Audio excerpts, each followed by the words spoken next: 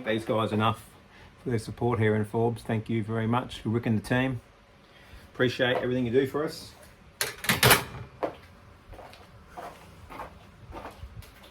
Ended up without putting any load on them.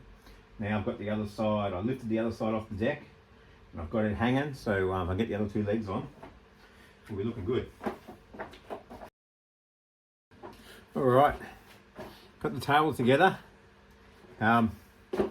Wouldn't suggest trying to do it by yourself. Have someone around. It's pretty heavy anyway. We've got it all together. Just getting all the gear out now for the new welding table.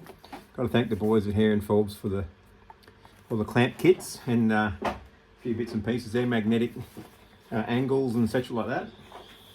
So, really no excuse now not to start building another bike. So keep watching. Cheers.